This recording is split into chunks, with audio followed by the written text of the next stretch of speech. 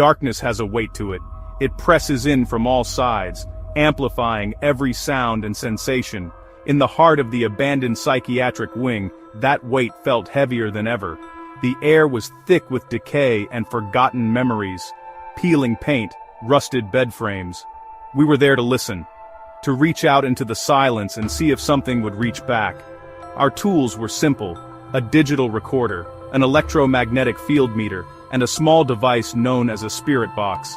It rapidly scans radio frequencies, creating white noise, fragmented audio snippets. We hoped a voice from beyond might manipulate this chaos to form a word. Hours passed. Dust motes crawled in our flashlight beams. Occasional, unexplainable creaks. The spirit box chattered endlessly. Static, distant music, clipped phrases.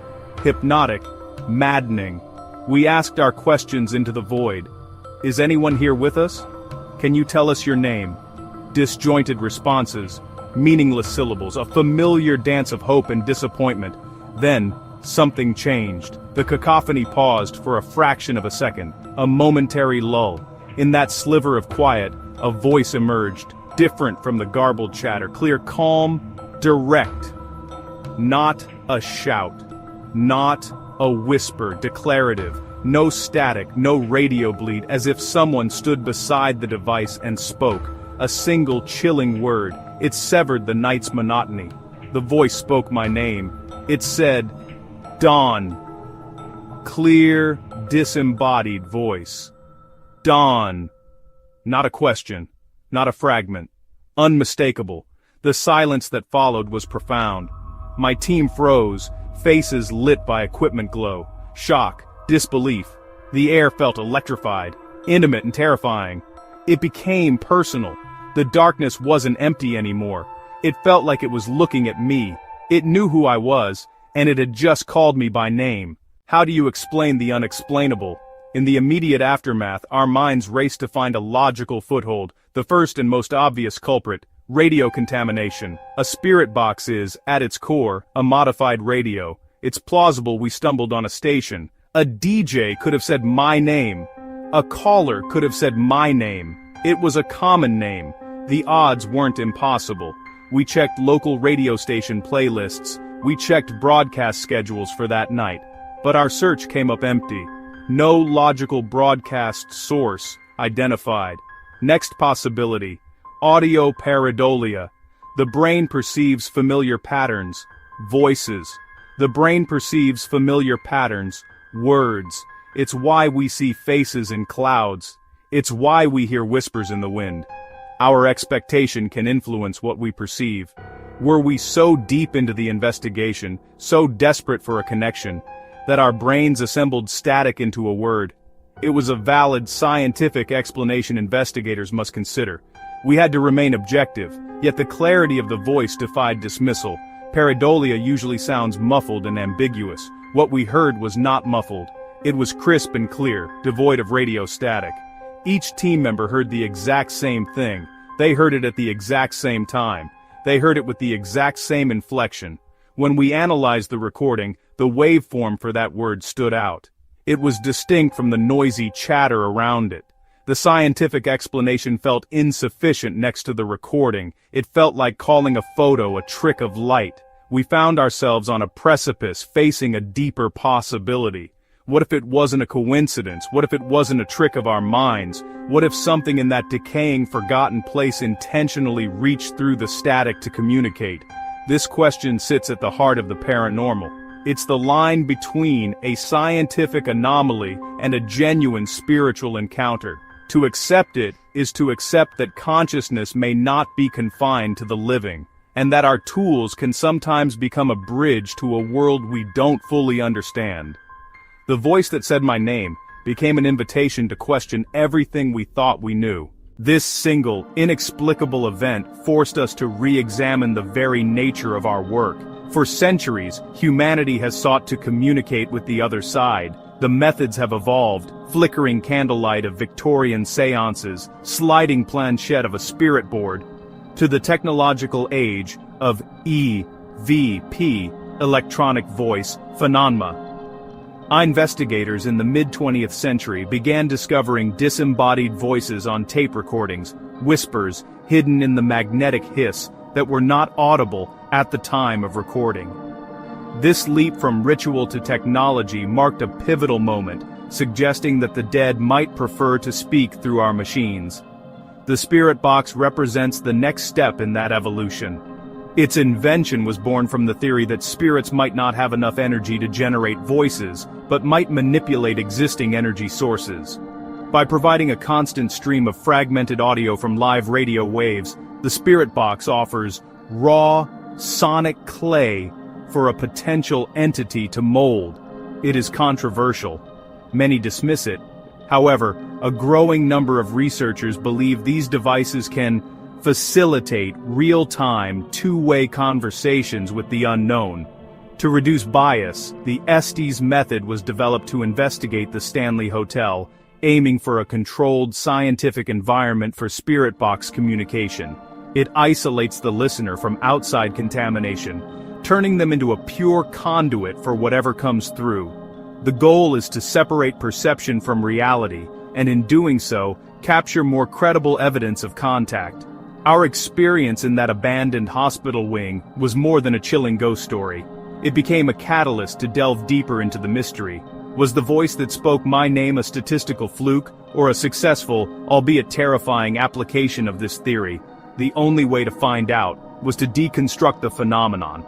We had to explore the history, understand the technology, and meticulously examine the methods that claim to bridge the gap between our world and the next. It was an unsettling invitation, a call to journey into the heart of the static and confront the voice that waits within. The human fascination with speaking to the dead is not a modern invention. It is a thread woven deep into our history. But the spirit communication we recognize today blossomed in the mid-19th century with the rise of spiritualism, built on the belief spirits could and would communicate with the living. At the center stood the medium, thought to be uniquely sensitive to the spirit world. They were seen as conduits, the living telephones to the afterlife. Spirits were said to manifest in different ways. Mysterious knocking sounds, tables that levitated, and disembodied voices from thin air. The most iconic, the spirit board, or Ouija. Participants lightly placed fingertips on the planchette, which would seemingly move on its own to spell messages. But these methods were steeped in controversy. Skeptics and professional magicians, including Harry Houdini, worked to expose the tricks. The 20th century ushered in a technological revolution that would change ghost hunting forever. Tools for spirit communication shifted from the seance table to the laboratory bench. But it was Swedish painter-filmmaker Fredrik Jürgensen who brought EVP to public attention. In 1959, while recording bird songs, Jürgensen heard what he believed was his deceased mother's voice on tape. Capturing an EVP was straightforward. An investigator would enter a location, turn on a tape recorder, ask questions into the empty air, and leave long pauses for any response. These voices were usually inaudible during recording, suggesting spirits might imprint directly onto magnetic tape, using the device's electronic energy as a medium. It marked a shift, communication as technological interaction rather than biological, a tool still used by almost every ghost hunter today. Investigators longed for a way to have a real-time conversation. If they could manipulate the magnetic particles on a tape, perhaps they could also manipulate radio waves. The concept was pioneered by a man named Frank Sumption, claimed to have received the schematics from the other side. Following those instructions, he modified a small handheld radio. Instead of tuning into one station, his device was designed to continuously scan the AM band and the FM band. The result was a chaotic, choppy stream of white noise. The theory is simple. A spirit doesn't need to generate a voice from scratch. It only needs to influence the device's scanning tuner to string these pieces together into intelligent responses. A question like, "What is your name?" might be met with a burst of static, pieced together from two different stations in quick succession, then an answer. For every compelling story, there is a chorus of skeptical voices. The odds that a random word or phrase will coincidentally sound like a relevant answer are statistically quite high. Building on this is the powerful psychological phenomenon of auditory pareidolia. Our brains are hardwired to find patterns and meaning, especially in random noise. Did you hear that? It said, leave. Furthermore, the influence of suggestion and confirmation bias cannot be overstated. In a group setting, once one person suggests they heard a specific word, others are more likely to agree. To the skeptic, the spirit box doesn't capture voices from the other side. It simply reflects the hopes, fears, and powerful pattern-seeking tendencies of the person holding it. The Estes Method is fundamentally a two-person protocol, a carefully choreographed dance between an operator and a receiver. The operator is the master of ceremonies. Their job: be aware of the environment, observe physical phenomena, and ask the questions. The receiver is the human antenna, completely cut off from the operator's side. The blindfold removes visual cues. The headphones pipe raw audio from the spirit box into the receiver's ears. Operator: can you tell us how many spirits are here? Receiver: 4. When followed correctly, a chilling dynamic emerges. The session becomes a three-way exchange, with the receiver as an unwitting translator between the living and whatever may lie beyond. Becoming a receiver is a unique and often intense experience. The receiver's primary responsibility is to be a passive vessel. Their task is not to interpret, analyze, or try to make sense of the sounds. It is a form of meditative listening. Receiver: water. They must resist the temptation to string together random noises. Their job is to report only what is clear. This discipline is crucial for the integrity of the evidence. It is only after the session ends that they learn the context, suggesting that they were, for a time, a genuine link in a chain of communication they were not even aware of. While the receiver may be the conduit, the operator is the true director of the Estes Method session. This role requires sharp wits, excellent listening skills, and the ability to think on one's feet. Operator: how are you feeling? Like a good journalist, they must ask open-ended questions that do not lead the witness. This encourages a broader range of potential answers. Documentation is a vital part of the operator's job. This creates multiple layers of evidence that can be cross-referenced later. Operator: for the audio log, I just asked what your name was, and the receiver immediately said Catherine, which is the name of the woman who reportedly died in this room. When a direct and intelligent correlation occurs, the operator should state it for the record. It validates the hit at the moment it happens. The effectiveness of an Estes Method session begins long before the headphones are put on. A thorough baseline sweep is essential to establish a sterile canvas. Operator: is there anyone here who would like to communicate with us tonight? We mean you no harm. Respect for the location is paramount. This gentle opening sets a non-threatening tone. A poor operator can ruin a session. Asking too many questions leaves no time for a response. Becoming overly emotional can contaminate the audio. A skilled operator remains patient. They understand silence is part of the conversation, giving whatever intelligence is present time to form a reply. Operator: what was your name when you were here? Receiver: Walter. The operator asks a direct, simple question. The blindfolded receiver sits perfectly still. Operator: thank you, Walter. Can you tell us what you did here? The operator immediately documents it. The operator now has a thread to pull. Can you tell us what you did here? Receiver: watch. Door. Then, the receiver speaks again. Watch. Door. Historical records mention a bouncer named Walter who watched the door for police raids. Each step reinforces the last, building a compelling case beyond mere coincidence. A ghost story told one fragmented word at a time. Honesty and realism demand that we acknowledge the many sessions where nothing happens at all. The blindfolded receiver remains completely still. But no words come. The receiver indicates now that it is he who is responding and says there are no responses coming from the spirit box anymore. The session continues for 20 minutes, filled with hopeful questions and profound silence. It is not a vending machine. It is more like fishing in a vast, dark ocean. You can have the best bait and technique, but there is no guarantee of a catch.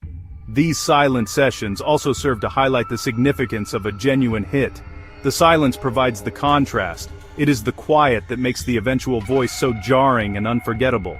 There is no response more personal, more chilling, than hearing your own name spoken. It is the moment the experiment looks back at you. Dawn.